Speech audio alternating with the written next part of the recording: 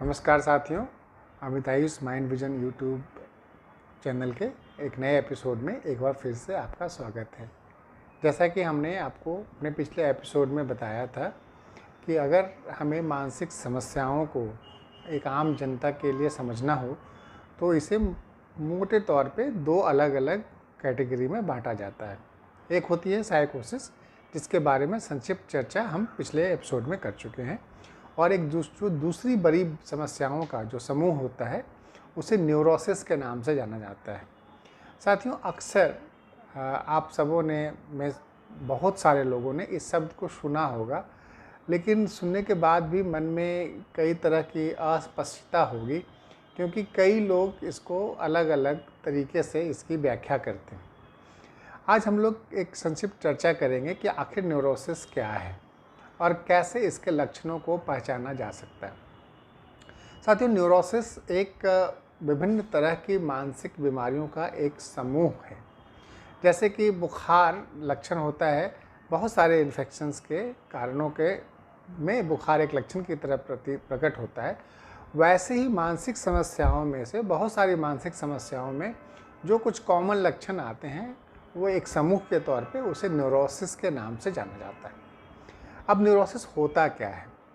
तो आमतौर पे अगर हम अपने मन को समझें तो जैसे बाकी सब अंगों के हमारे, जैसे पेट में आप कहेंगे स्टोमक होता है, छोटी आंत होती है, बड़ी आंत होती है, वैसे ही हमारे मन के अंदर तीन मुख्य तरह के अंग होते हैं। मन के अलग अलग हिस्से जो है इन तीन कार्यों को नियंत्रित करते हैं। एक होती है आपके थॉट्स, जो सोच, जो विचार जिसको हम लोग कहते हैं।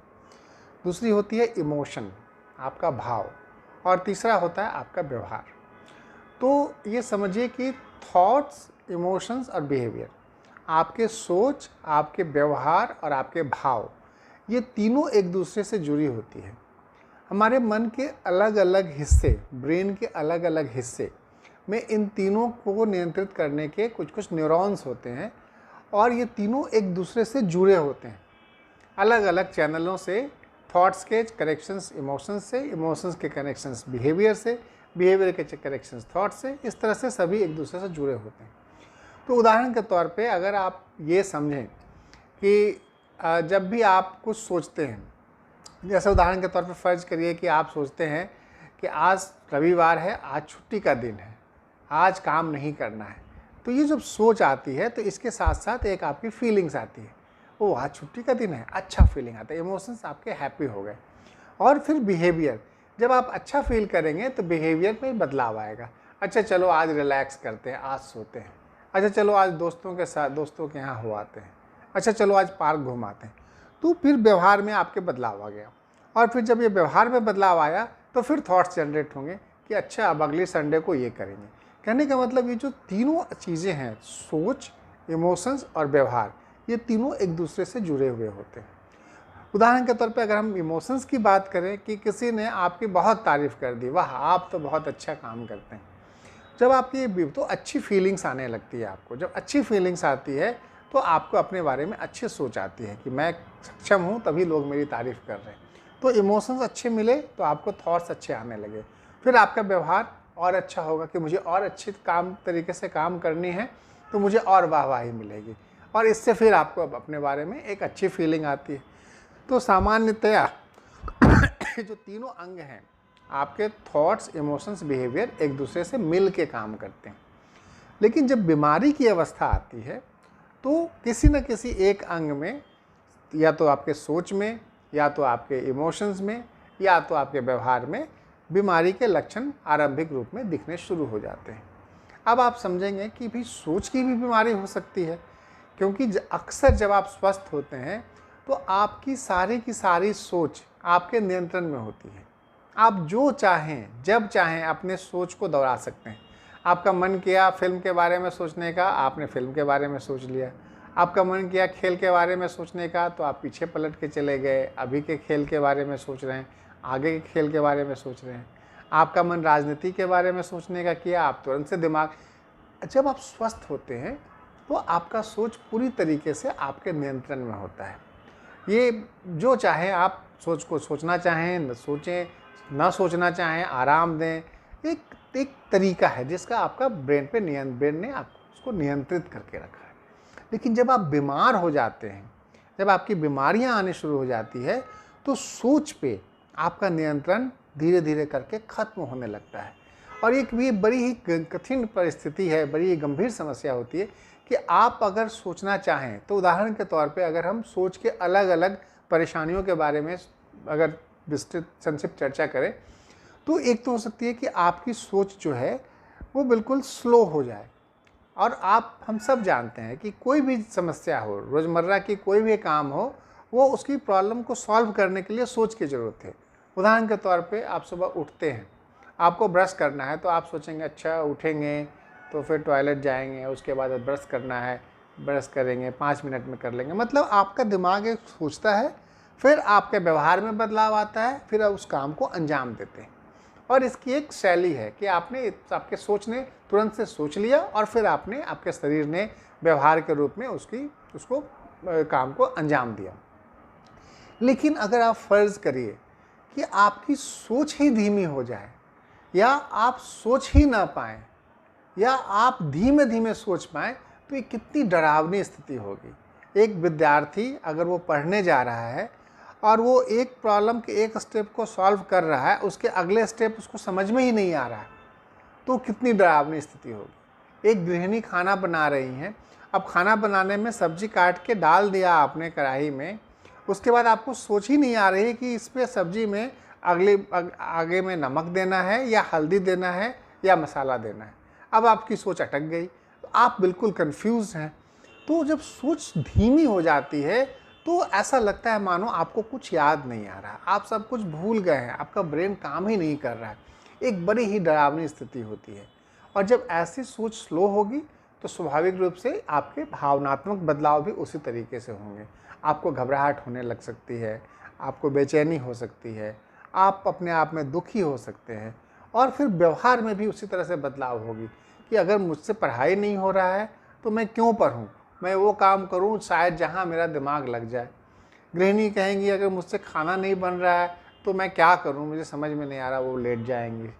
इस तरह से अलग अलग उम्र के लोग, जब आपकी सोच जब धीमी हो जाती है तो आप कोई भी काम जो आप करते हैं वो उसका अंजाम तक नहीं पहुंचा पाते, जिससे आपकी कार्य कुशलता, कार्य क्षमता प्रभावित होती है। एक जो दूसरी अवस्था सोच की बनती है वो है सोच के फास्ट हो जाने की।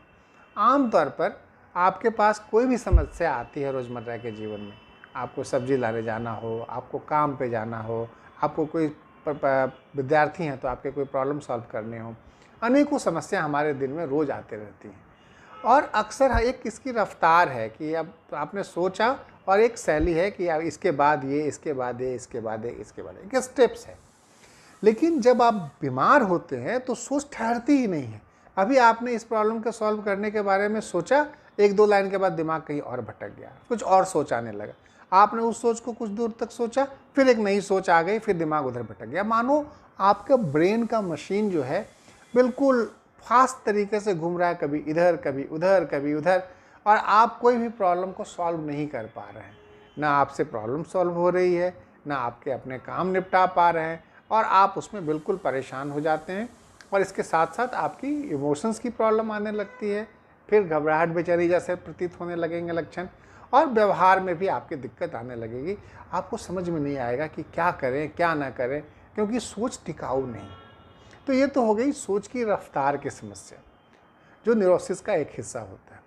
एक जो दूसरी सोच की समस्या आती है वो सोच के कंटेंट के बारे में।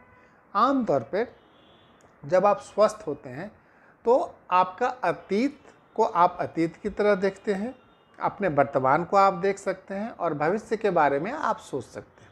उसी तरह से आमतौर पर जब आप स्वस्थ होते हैं तो आपको अच्छे बुरे दोनों सोच आते हैं, और दोनों को आप समन्वित करके एक सामान्य जीवन जी पाते हो। आपको अच्छे अनुभव भी ख्याल आते हैं, आपके बुरे अनुभव भी ख्याल आते हैं। लेकिन जब ये सोच के जो कंटेंट की बीमारियां आती हैं तो अमूमन क्या होता है कि सोच एक तरफा हो जाती है। जैसे अगर आपको बुरे ख्याल आ रहे हैं तो बिल्कुल बुरे ही ख्याल आने लगेंगे, और दिमाग ढूंढ ढूंढ के, मानो कि जैसे ऑटोमेटिक कोई मशीन लग गया है। मैं कल वहाँ गया था तो उसने मुझे तुरंत नहीं बैठाया, उसने मुझे रुकने के लिए कहा, इसका मतलब वो मुझसे पसंद नहीं करता है, वो पसंद नहीं करता है इसका मतलब मैं किसी काम का नहीं हूँ। एक नकारात्मक सोच आने लगी, फिर नकारात्मक भाव बनने लग जाएंगे, आप दुखी हो जाएंगे, आप उदास हो जाएंगे, फिर व्यवहार में भी उसी तरह की शिथिलता आने लगी। उसी तरह से कई बार हम लोग देखते हैं कि और भी नकारात्मक सोच, जब मैं 2 साल पहले उनके यहाँ गया था तो उन्होंने मेरे साथ ये किया था, फिर मैं उसके यहाँ गया उसने भी मेरे साथ ये किया। मानो ब्रेन ने सारे नकारात्मक अनुभवों को कहीं छुपा रखा था, और जब ये बीमारी की अवस्था आई तो स्वतः एक के बाद एक लिंक बनते जा रही। इसको कहते हैं ऑटोमेटिक नेगेटिव थॉट्स, खुद से आने वाले नकारात्मक विचार जिसका आपका कोई नियंत्रण नहीं है। आप कितना भी चाहते हैं दिमाग इससे हटा ले, थोड़ी देर हटता है, फिर से आ जाती है, और एक चक्र की तरह आपके भाव को और आपके व्यवहार को बुरी तरीके से प्रभावित करते रहते हैं। सोच की कुछ और समस्याएं ऐसे आती हैं, जैसे कि आपने आमतौर पे हम सबों को जीवन में जब परेशानियां आती है तो हम लोग थोड़ी देर तक उसको लेकर चिंतित होते हैं, और फिर जीवन आगे बढ़ जाती है, फिर नई परेशानियों को हम सामना करते हैं, फिर थोड़ी देर सोचते हैं, फिर आगे बढ़ जाते हैं। लेकिन कई बार क्या होता है कि सोच बिल्कुल एक तरफा हो जाती है। दिमाग मानो चिंता का घर बन गया है। आज बच्चा स्कूल गया तो ठीक से पहुंचा होगा कि नहीं पहुंचा होगा, अब वो बार बार चेक कर रहे हैं बच्चे से। अब हस्बैंड जॉब पे गए तो ठीक से पहुंचे तो नहीं, रास्ता में तो कुछ नहीं हो गया, लौट रहे हैं तो ठीक से आए कि नहीं आए, बच्चे की फीस देनी है कैसे देंगे, पानी नहीं आ रहा है तो पानी कैसे आएगा, बिजली का बिल कैसे जमा होगा। मानो कि ऐसे लोगों के ब्रेन में जब इस तरह की अवस्था आती है, हर एक चीज़ एक चिंता बन जाती है, और सुबह से जो चिंता का सिलसिला शुरू होता है वो चिंता रात तक सोते सोते जाके ख़त्म होती है, और फिर अगली सुबह फिर चिंता से शुरू होती है। एक्सेसिव वरी, अकारण और अनावश्यक रूप से चिंता करते रहना। और जब ऐसी चिंता की स्थिति में सोच में बदलाव आता है तो स्वाभाविक रूप से आपके इमोशंस जो है वो सामान्य नहीं रह जाते। आपके इमोशंस में हमेशा घबराहट, बेचैनी, कोई भी नई समस्या आएगा बहुत ज़्यादा, ज़रूरत से ज़्यादा घबरा जाना, और व्यवहार में भी उसी तरह से चीज़ों को लेके बहुत ज़्यादा सशंकित रहना, डरे रहना, तो व्यवहार में भी उसी तरह से बदलाव आने लगती है। कई बार ये होता है, जैसा कि मैंने शुरू में कहा, कि आप वैसा ही सोचते हो जैसा आप सोचना चाहते हो, लेकिन फ़र्ज़ करिए कि आप बिल्कुल वैसा सोच आपके मन में आने लगे जो आप बिल्कुल नहीं सोचना चाहते। उदाहरण के तौर पर, जब आप पूजा पाठ करते हो तो भगवान के प्रति एक श्रद्धा भाव से आप जाते हो पूजा करने, और आप पूजा करने जाएं और अचानक से आपके मन में भगवान के प्रति गंदे सोच आ जाए तो आपके लिए कितनी ख़राब स्थिति होगी।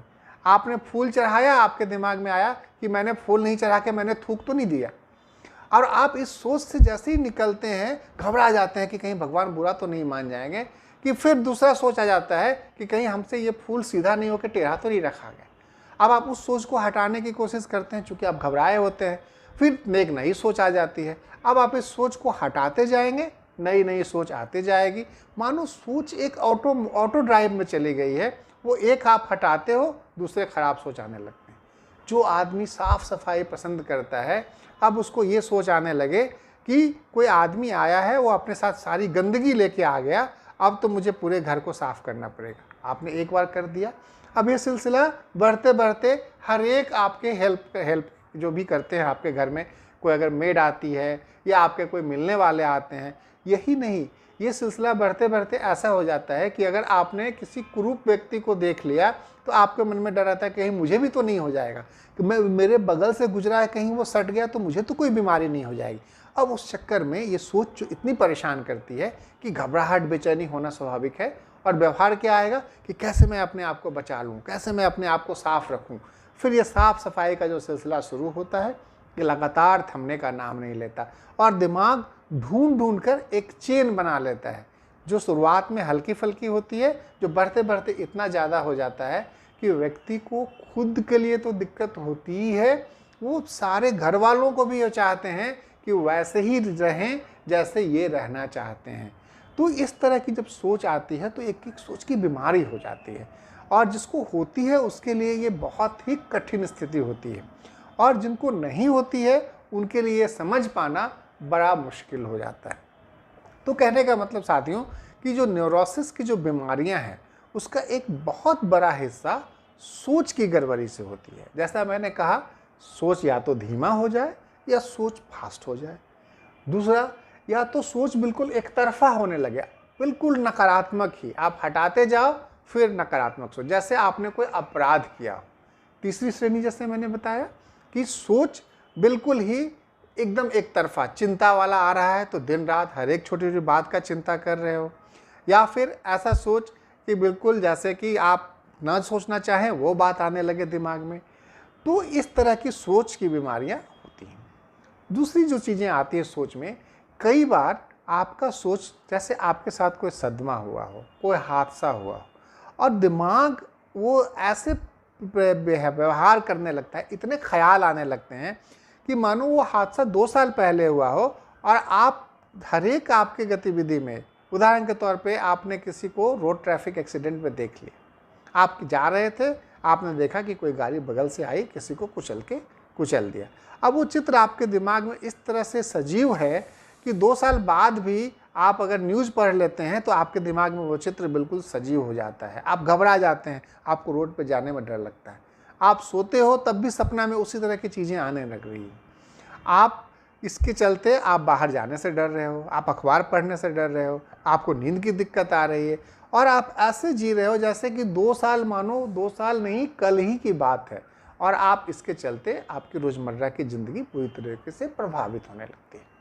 तो साथियों, कई बार ऐसा देखा जाता है कि न्यूरोसिस की बीमारियां हैं, वो थॉट्स को जिस तरह से परेशान करती है, उसी तरह से कई बार इमोशंस को भी परेशान करने की शुरुआत हो सकती है। जैसे उदाहरण के तौर पर कि आप कहीं जा रहे हो और बहुत भीड़ भाड़ वाला इलाका है, और अचानक से इतनी ज़्यादा भीड़ हो जाती है कि आपको अचानक से लगता है कि कहीं मेरा दम ना घुट जाए। अब एक बार इस तरह से दम घुटने की जो आपके अनुभव होते हैं, घबराहट हो जाती है, तो आपके दिमाग ने उस स्थिति में को पढ़ लिया कि ओह, ये तो बड़ा ख़राब है, कहीं सही में ऐसा हो जाता, आज तो बच गए, तो अगली बार आप वैसी जगह पे जाने से बचने लगते हैं। मतलब व्यवहार में आपके इतना डर आ गया कि आप बच के चलने लगते हैं। और आप फिर आपका दिमाग क्या सोच बनाता है कि ऐसी हर एक स्थिति जहाँ पे अगर अकेले रहें और कुछ हो जाए तब मैं कैसे ज़िंदा रहूँगा, कुछ हो तो नहीं जाएगा। तो या तो आप अगर कहीं जाते हैं भीड़ भाड़ वाले इलाके में तो चाहते हैं कि कोई साथ में रहे, या अगर आप कोशिश करते हैं कि वैसी स्थिति में वहाँ जाए ही नहीं, या कई बार ऐसे लोगों को ट्रेन में जाने में दिक्कत होती है, बाज़ार में जाने में दिक्कत होती है, लिफ्ट में जाने में दिक्कत होती है, क्योंकि इनका सोच बन जाता है कि अगर कुछ हो गया तो क्या होगा, अगर कुछ हो गया तो क्या होगा, तो जाना ही नहीं है, न जाऊँगा न घबराहट होगी, या अगर जाऊँ तो बहुत किसी तरह भगवान का नाम लेके चला जाऊँ। साथियों, आप समझेंगे कि जब ये सब बीमारियां जो है, ये तो बहुत लोगों को होती है। अक्सर आप अपने अगल बगल अगर आप ध्यान लगा के देखें तो किसी, मेरे ख्याल से शायद ही कोई ऐसा घर छूटा होगा, या आपके शायद ही कोई जानने वाले ऐसे नहीं होंगे जिनमें इस तरह की परेशानियां नहीं होती होंगी। और ज़्यादातर ऐसे परेशानियों का जो व्यक्ति जो प्रकटीकरण होता है, वो चूँकि व्यक्ति को पता नहीं होता कि अरे ये तो सोच की बीमारी है, उसे तो बीमारी का मतलब है सर्दी, खांसी, बुखार, सिर दर्द, बदन दर्द। तो ऐसे व्यक्ति अक्सर शिकायत करते हैं कि सिर में दर्द हो रहा है, पेट में जो है तकलीफ़ हो रही है, कब्ज़ हो रही है, धड़कन हो रही है, घबराहट हो रही है, बेचैनी आ रही है, बदन दर्द हो रहा है, नींद नहीं आ रही। उन्हें समझ में नहीं आता कि आखिर ये प्रॉब्लम है कहाँ, क्योंकि बीमारी की परिभाषा में कहीं सोच की बीमारी नहीं आती, बीमारी की परिभाषा में कहीं आपका घबराना नहीं आता। और जब आप घबराते हो तो आपको ये नहीं लगता कि आपके माइंड से परेशानी, आप अक्सर सोचते हो कि वो घबराहट है, कहीं मेरा हार्ट तो नहीं फेल हो जाएगा, कहीं मेरा लंग तो फेल नहीं कर जाएगा, कहीं मैं मर तो नहीं जाऊंगा। अक्सर ऐसा देखा जाता है कि जो न्यूरोसिस के समूह के जो व्यक्ति होते हैं, वो जब बीमारी उनकी होती है तो बहुत दिनों तक उन्हें ये बात समझ में नहीं आती कि उनको बीमारी है। वो कई बार खुद के स्तर पे इससे बाहर निकलने की कोशिश करते हैं। सामान्यतः वो म्यूजिक सुन लेंगे, या कई बार वो स्मोकिंग करने लग जाते हैं, कई बार वो जो है अल्कोहल का सेवन करने लग जाते हैं, उन्हें लगता है चलो रिलैक्स हो गए। और कई बार जब वो अपने मित्रों से इस तरह की बात साझा करते हैं तो कई बार चूँकि जिन मित्रों को ऐसा नहीं हुआ रहता है तो वो मरीज हंसी का पात्र बन जाता है। तो उन्हें अगली बार मित्रों से इन चीज़ों को साझा करने में भी शर्मिंदगी महसूस होती है। अब वो आदमी करे तो क्या करे, परेशानी बनी हुई है। और इन बीमारियों के चलते मैं आपको बता दूं साथियों कि जान नहीं जाती है, पर दिक्कत ये आती है कि आप बिल्कुल घुटा घुटा सा महसूस करते हो। आप जान रहे हो कि मैं अच्छा नहीं महसूस कर रहा हूँ, आप जान रहे हो कि मैं जितना अच्छे से काम कर पाता था उतने अच्छे से काम नहीं कर पाता। आप कट कट के जी रहे हो। अगर आपको किसी जगह का डर है तो आप वहाँ जाना नहीं चाह रहे हो। आप अपना सोच अगर चाह रहे हो कि किसी समस्या को सॉल्व करने में लगाएं तो दिमाग में अनचाहे सोच आ जा रहे हैं। कई बार आप चाह रहे हैं कि मैं पॉजिटिव सोचूं, नेगेटिव सोच आ जा रही है। मतलब आप रोज़मर्रा की ज़िंदगी में अपने काम को आगे नहीं बढ़ा पा रहे हैं। इससे आपकी कार्य कुशलता, कार्य क्षमता बुरी तरीके से प्रभावित हो रही है। ना दूसरा कोई समझने को तैयार है, ना आपको समझ में आ रही है कि क्या करें। तो जो हेल्प सीकिंग होती है, जो मदद की जो कोशिश होती है लोगों की, आमतौर पे खुद से जो समझ में आता है लोग वो करते हैं। कई बार खुद से दवाई के दुकान पे सिर दर्द की दवा खाते हैं। कई बार आपको कोई बता दिया कि नींद की गोली खाओ तो नींद की गोली कई सालों तक खाते हैं। कई बार आप जो है कोशिश करते हैं कि नशे में रहो और इस टेंशन से दूर रहो, ना कोई कुछ बोलेगा ना कोई कुछ करेगा, शायद मेरी नियति ही यही है कि मैं कोई काम नहीं कर सकता, क्योंकि मैं बाहर जाऊंगा तो मुझे कुछ हो जाएगा। बहुत दिक्कत आती है। जिन लोगों को इन परेशानियों का पाला पड़ता है उनकी ज़िंदगी बहुत बुरी तरीके से प्रभावित होती है। शायद कई गुना ज़्यादा जितनी शारीरिक बीमारियों में परेशानी होती है उससे कई गुना ज़्यादा इन बीमारियों से परेशानी होती है लोगों को।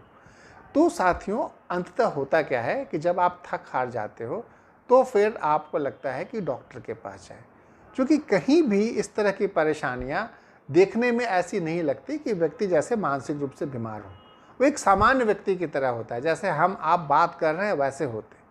लेकिन अंदर की जो परेशानी होती है, घबराहट की, बेचैनी की, सुस्ती की, काम नहीं कर पाने के, अनचाहे सोच के, जब आप ऐसी समस्याओं को लेकर डॉक्टर के पास जाते हो तो प्रथम जो आपका आमतौर पे देखा गया है वो वैसे डॉक्टर होते हैं जो जनरल फिजिशियंस होते हैं, जो सर्दी, खांसी, बुखार, सर दर्द, बदन दर्द की दवा देते हैं। और डॉक्टर जब आपसे पूछते हैं कि आपकी क्या समस्या है, आप बोलते हो कि घबराहट हो रही है, बेचैनी हो रही है, तो ज़्यादातर डॉक्टर्स ऐसी स्थिति में, घबराहट आपने कहा, उन्होंने हार्ट का लगा दिया, ईसीजी करा दिया। आपने कहा सांस फूलता है, वो आपके एक्सरे करा लेते हैं। तो सामान्यतः जो हमारे जनरल फिजिशियंस की जो ट्रेनिंग होती है वो इन घबराहट, बेचैनी, सोच के बीमारियों को पहचानने की ट्रेनिंग नहीं होती, न ही उन्हें इसकी हिस्ट्री लेने की कि कैसे मैं व्यक्ति की समस्याओं के तह तक जाऊं, उसकी भी ट्रेनिंग नहीं होती। आमतौर पर वो मोटे तौर पे आपकी जांच कराकर आपको बताने की कोशिश करते हैं कि आप शारीरिक रूप से ठीक हो। और ज़्यादातर लोगों में अगर कुछ निकल भी आता है तो वो कहानी कहीं और रहती है और कारण कुछ और बता दिया जाता है। आप गए घबराहट को लेके, उन्होंने कहा आपका लिपिड बढ़ा हुआ है, जिसका कोई संबंध नहीं है, आपकी लिपिड की दवाई शुरू हो गई। तो इससे आपकी समस्या घटती नहीं है, समस्या बढ़ती जाती है। तो कहने का ये मतलब है साथियों कि ये बहुत ज़रूरी है कि जब भी आपको इस तरह की समस्या हो तो आप सबसे पहले, अगर आप खुद भुक्तभोगी हैं तो आप खुद आकलन करें कि कहीं मुझे न्यूरोसिस के तो लक्षण नहीं। और ख़ासकर तब जब आप डॉक्टर के पास जाते हैं और जांच में कुछ नहीं निकलता है तो आपको एक समय पे सोचना पड़ेगा कि कहीं ये बॉडी में तो दिक्कत नहीं आ रही, कहीं मेरे माइंड के लेवल पे तो दिक्कत नहीं आ रही। मेरे लिए कहना बहुत आसान है, लेकिन जिसको होती है दिक्कत उसके लिए ये बात को स्वीकार करना ही कि माइंड में भी दिक्कत आ सकती है एक बहुत बड़ी सदमे की तरह होता है। क्योंकि कोई भी व्यक्ति ये नहीं चाहता है कि उसको लेबल लग जाए कि आपका माइंड ठीक नहीं है। मैं तो दिखने में ठीक हूँ, मैं तो बातचीत सही से कर रहा हूँ। तो अक्सर जो चुनौतियाँ आती हैं इन बीमारियों के इलाज में, सबसे बड़ी बाधा मरीज और घर वालों के लेवल पे ये आती है इसकी स्वीकार्यता की।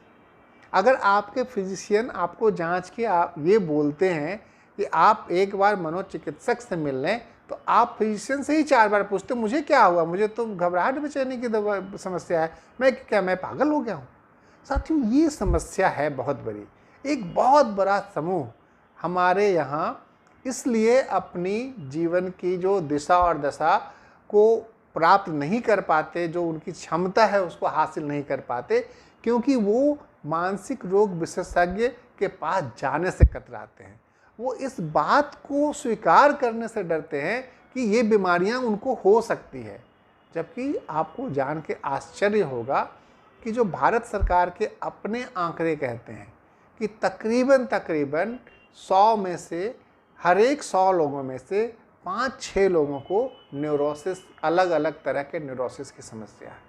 सोच लीजिए कि अगर 5% से 7% आपकी आबादी अपनी कार्य क्षमता, कार्य कुशलता को हासिल नहीं कर पा रहा है, वो आपके घर परिवार पे बोझ बनता जा रहा है, वो खुद अपनी ज़िंदगी को आगे नहीं बढ़ा पा रहा है, और कई बार ऐसी परेशानियां घर वालों को भी बहुत बुरी तरह से डायरेक्ट, सीधे सीधी तो नहीं पर इनडायरेक्ट तौर पे परेशान करती है। फ़र्ज़ करिए कि आपके घर में आपका बच्चा पढ़ने में बहुत अच्छा था और कुछ दिन के बाद आपने देखा कि अब उसको पढ़ाई लिखाई में इंटरेस्ट कम है, अब वो मोबाइल लेके बैठा हुआ है, आप जो कुछ कह रहे हैं झुंझला रहा है, वो नशे का सेवन कर रहा है और आपको समझ में नहीं आ रहा है। आप कहेंगे बुरी संगति लग गई होगी, आप कहेंगे किसी ने बहका दिया है। आप ये नहीं सोच पा रहे हैं कि इसकी माइंड की भी प्रॉब्लम हो सकती है।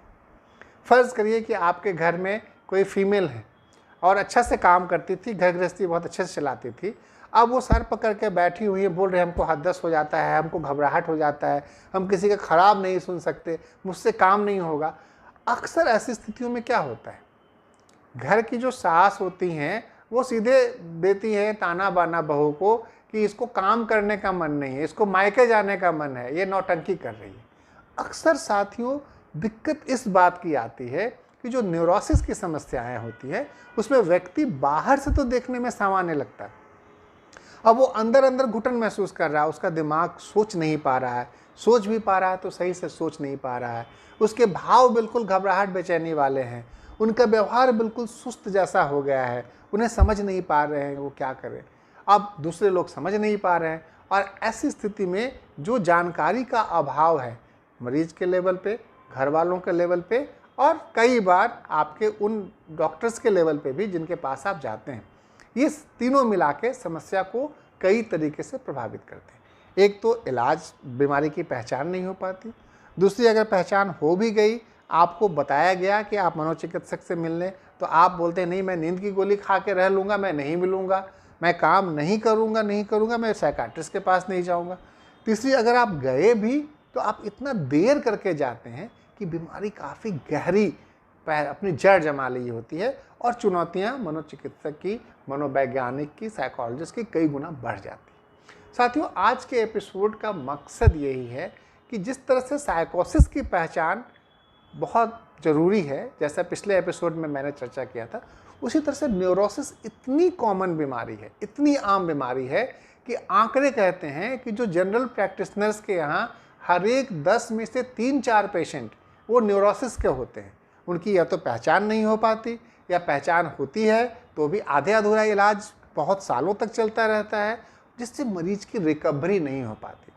साथियों, अगर हम सब मिलकर ये कोशिश करें कि आपको अगर खुद न्यूरोसिस की बीमारी से ग्रसित हैं या आपके प्रियजन न्यूरोसिस की बीमारी से ग्रसित हैं या कोई और तीसरा व्यक्ति जो आप समझ पा रहे हैं कि न्यूरोसिस से ग्रसित है और उसको सही इलाज दे पाए, तो मुझे लगता है कि आप खुद के लिए, अपने परिवार के लिए, अपने समाज के लिए, अपने देश के लिए एक बहुत बड़ा परोपकार का कार्य करेंगे, क्योंकि संभवतः एक उचित इलाज से हम लोगों का अपना तजुर्बा रहा है, व्यक्ति में बहुत ही गुणात्मक परिवर्तन आता है और हम लोगों का अपना अनुभव कहता है कि हम लोगों के कई सारे पेशेंट्स अच्छे इलाज के बाद बहुत उच्च पदों पे आज काम कर रहे हैं और जब भी वो आते हैं इसके लिए शुक्रिया अदा करते हैं कि आपने हमें इस हताशा के दलदल से बाहर निकालकर उम्मीद की ऐसी किरण जगाई कि आज हम जहाँ हैं उस पर हम अच्छे से काम कर पा रहे हैं।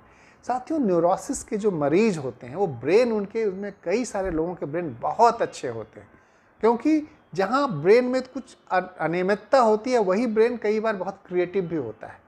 तो क्रिएटिव ब्रेन में कई बार इस तरह की बीमारियां आने की बहुत संभावना रहती है, उसे संभालने की ज़रूरत है, उसे सही दिशा देने की ज़रूरत है।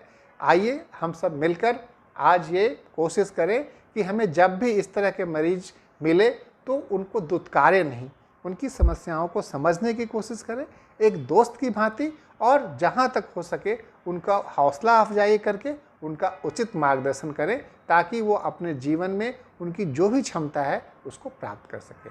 आज के एपिसोड के लिए बस इतना ही। अगले एपिसोड में हम लोग मानसिक स्वास्थ्य से जुड़ी हुई कुछ और पहलुओं की चर्चा करेंगे। अगर आपको हमारा एपिसोड अच्छा लगा तो लाइक बटन को दबाएं, और अगर आपको हमारे एपिसोड्स के चैनल सारे प्रोग्राम्स अच्छे लगते हैं तो हमारे चैनल को सब्सक्राइब करें। और हमारे साथ बने रहने के लिए बहुत बहुत धन्यवाद। नमस्कार।